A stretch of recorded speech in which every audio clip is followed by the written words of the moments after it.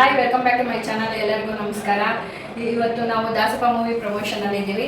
Star cast ಮಾಡ್ತೀವಿ. Chaitra madam ಅವರ Dasappa movie production ಎಲ್ಲ ಮ್ಯಾನೇಜ್ಮೆಂಟ್ ಅವರು ದಾಸಪ್ಪ ಮೂವಿ ಬಗ್ಗೆ ಹೇಳ್ತಾರೆ. ಸ್ಟಾರ್ ಕಾಸ್ಟ್ ಬಗ್ಗೆ ಹೇಳ್ತಾರೆ. ಇದೊಂದು ದಾಸಪ್ಪ ಮೂವಿ ಅಂತ. ಸೊ ಒಂದು ವಿಲೇಜ್ ಅಲ್ಲಿ ಏನೇನು ನಡೆಯುತ್ತೆ ಅದನ್ನ ನಾವು ಸ್ಕ್ರೀನ್ ಮೇಲೆ ತಂದಿದ್ದೀವಿ.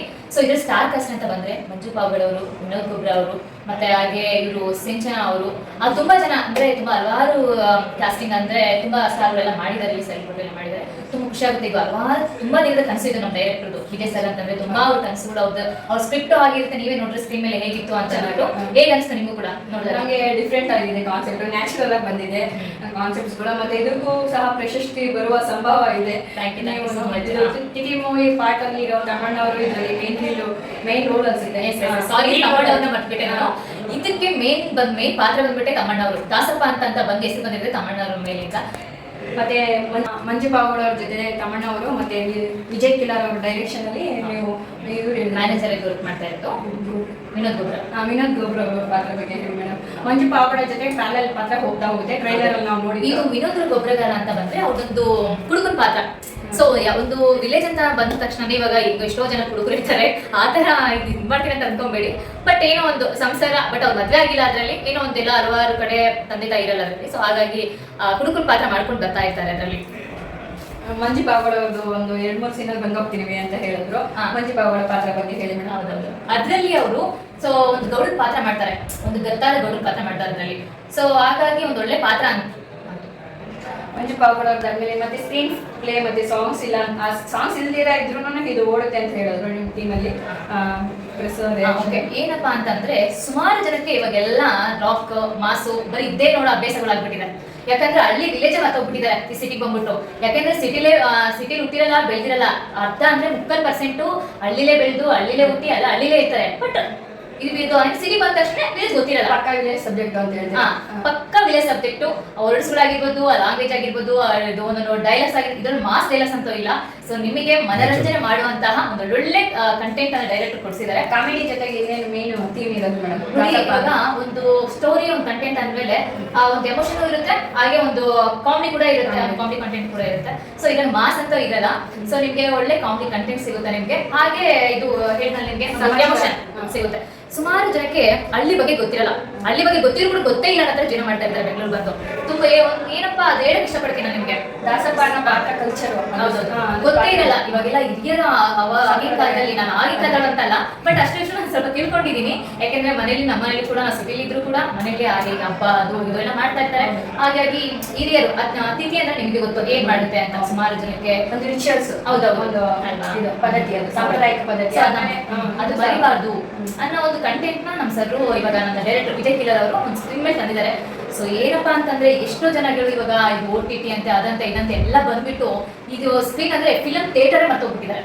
ಹೇಳ್ಬೇಕು, ಮೊಬೈಲ್ ಇಟ್ಕೊಬೇಕು, ಮನರಂಜನೆ ಮಾತ್ರ ಇಟ್ಕೊಬೇಕು ಹಾಗಂತ ಅಂದ್ಬಿಟ್ಟು ಅದರಲ್ಲೇ ಜಾಸ್ತಿ ಟೈಪ್ ಅಂತ ಆಗಕ್ಕೆ ಹೋಗ್ಬಾರ್ದು ಹೇಳ್ತೀನಿ. ಯಾಕಂದ್ರೆ ಎಷ್ಟೋ ಜನ ಕೋಟಿ ಗಟ್ಟಲೆ ಹಾಕ್ಬಿಟ್ಟು ಒಂದಿಷ್ಟು ಚಿಕ್ಕ ಕನಸಿರುತ್ತೆ, ಆ ಚಿಕ್ಕ ಕನಸು ಕೂಡ ಅವ್ರಿಗೆ ಉಳಿಬೇಕು ಅಂತ ಇಷ್ಟು ಚಿಕ್ಕನಾಯ್ತು. ಯಾಕೆಂದ್ರೆ ನಾನು ಒಂದು ಹೇಳಕ್ ಇಷ್ಟಪಡ್ತೀನಿ, ಸ್ಟಾರ್ ಇಂದ ಏನಂತಾರೆ ಹೊಸಬ್ರು ಬರಲ್ಲ, ಹೊಸಬ್ರಿಂದ ಸ್ಟಾರ್ ಬರಲ್ಲ. ಯಾಕಂದ್ರೆ ಬಂದು ಫಸ್ಟ್ ಹೊಸಬ್ರಿಂದನೇ ಸ್ಟಾರ್ ಬರೋಕ್ಕೆ ಸ್ಟಾರ್ಟ್ ಆಗೋದು. ಓಕೆ, ಬರೀ ಸ್ಟಾರ್ಗಳು ಮೂವಿ ಮಾಡ್ಬೇಕು, ಸ್ಟಾರ್ಗಳು ಮೂವಿ ನೋಡ್ಬೇಕು ಅಂತಂದ್ರೆ ಹೇಗೆ?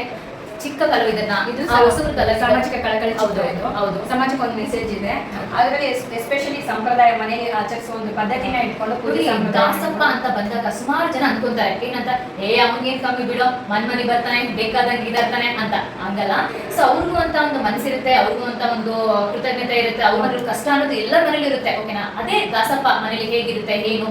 ಮತ್ತೆ ಇದು ಹಳ್ಳಿ ವಿಲೇಜ್ ಅಲ್ಲಿ ಒಬ್ಬಳಿಗೆ ಕಾಲೇಜ್ ಕಳ್ಸಿದ್ರೆ ಯಾವ ತರ ಇರುತ್ತೆ, ಯಾವ ತರ ನಮ್ಗೆ ರೆಸ್ಪೆಕ್ಟ್ ಕೌಟುಂಬಿಕ ಸಮಸ್ಯೆ ಮತ್ತು ಸಂಪ್ರದಾಯ ಮತ್ತೆ ಒಂದು ವ್ಯಕ್ತಿಯಲ್ಲಿರುವಂತಹ ಸಮಸ್ಯೆನ ಬಿಡಿಸಿದ್ರು. ಒಂದು ಸಾಮಾಜಿಕ ಹಳ್ಳಿಯಲ್ಲಿ ಇರುವಂತಹ ಒಂದು ವ್ಯಕ್ತಿಯಲ್ಲಿರುವ ಸಮಾಜ ಹೇಳಕ್ ಇಷ್ಟಪಡ್ತೀವಿ. ಸೊ ಎಲ್ಲರೂ ದಯವಿಟ್ಟು ಕೂಡ ಕೈ ಮುಗಿ ಹೇಳ್ತೀನಿ, ಎಲ್ಲರೂ ಕೂಡ ಪ್ರತಿಯೊಬ್ಬರು ಥಿಯೇಟರ್ ಮುಂದೆ ಬಂದ್ಬಿಟ್ಟು ನಮ್ಮ ಮೂವಿನ ನೋಡ್ಬೇಕು, ವೀಕ್ಷಿಸಬೇಕು.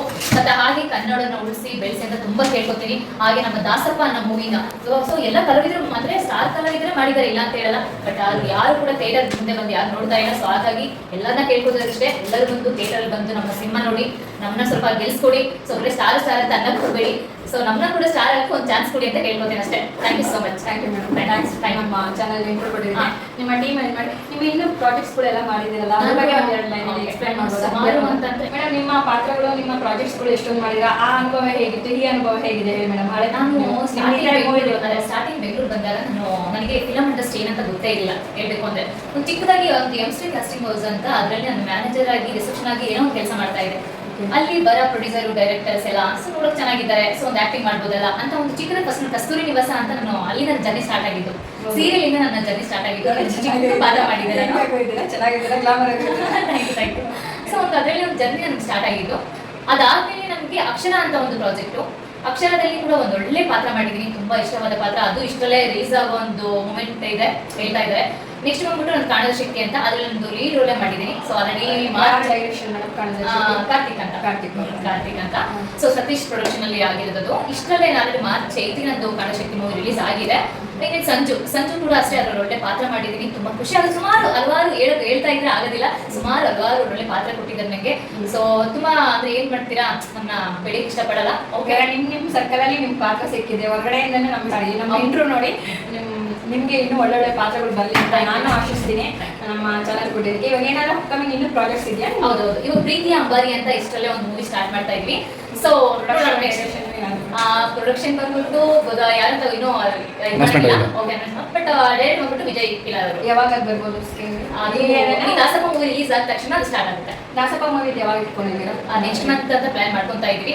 ಬಟ್ ಹೇಳ್ತೀನಲ್ಲ, ಕೇಳ್ಕೊಳ್ಳೋದಿಷ್ಟೇ, ಪ್ಲೀಸ್ ದಯವಿಟ್ಟು ದಾಸಪ್ಪನ ಉಳಿಸಿ ಬೆಳೆಸಿ ಸೊ ಥಿಯೇಟರ್ ಹೋಗಿ ಮೂವಿ ನೋಡಿ ಅಂತ ಕೇಳ್ಕೊಳಕ್ ಇಷ್ಟಪಡ್ತೀನಿ. ತುಂಬಾ ಕಷ್ಟಪಟ್ಟು ನೋಡಿದ್ವಿ, ಕಷ್ಟ ಆಗೋದ್ರಿಂದ ಪ್ರೀತಿಯಿಂದ ಮಾಡಿದೀವಿ. ಸೊ ಹಾಗಾಗಿ ನಮ್ಮ ಕನ್ನಡನ ಉಳಿಸಿ ಬೆಳೆಸಿ ಅಂತ ಕೇಳ್ಕೊಳಕ್ ಇಷ್ಟಪಡ್ತೀನಿ. Thank you so much. Thank you Chaitra madam.